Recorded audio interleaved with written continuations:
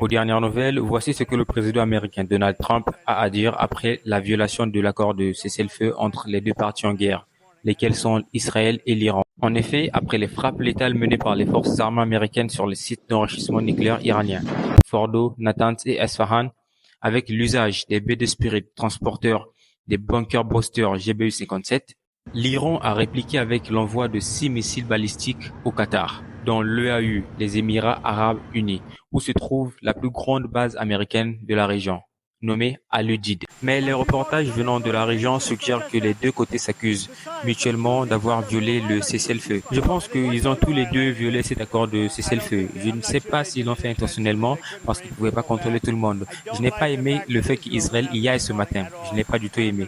Alors, aussitôt que je m'éloigne de vous, je vais essayer de voir si je peux le régler, ok?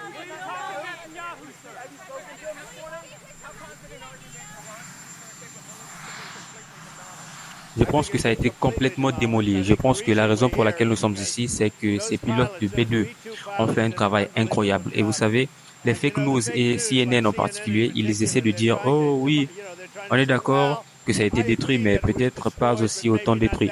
Vous savez, ils sont vraiment en train de blesser de bons pilotes qui ont mis leur vie en première ligne. CNN est souillé, pareil pour MSDNC. Ils le sont tous. Et très franchement, les réseaux de télécommunications ne sont pas mieux. Ils sont tous des fake news, mais ils n'auraient pas dû le faire. Ces pilotes ont frappé leurs cibles. Les cibles ont été anéanties et les pilotes devraient recevoir des mérites pour ça. Ils veulent essayer de m'humilier. Non, l'Iran ne reconstruira jamais son projet nucléaire de là. Absolument pas. Cet endroit est sous les décombres. Cet endroit est démoli. Les pilotes de B2 ont fait leur travail. Ils ont fait mieux que n'importe qui n'aurait pu imaginer. Ils ont frappé tard dans la nuit.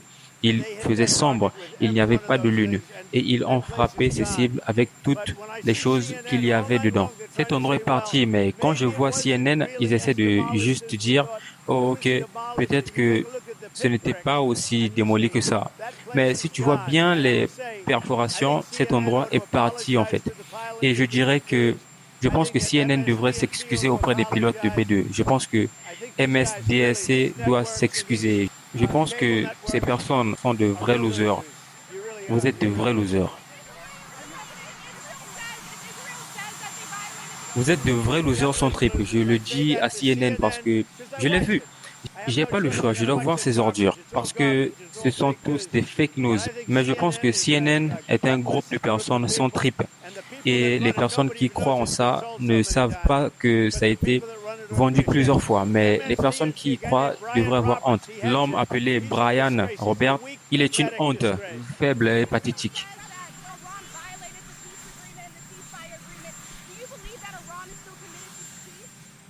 Oui, je le crois. Il a violé, mais Israël l'a violé aussi.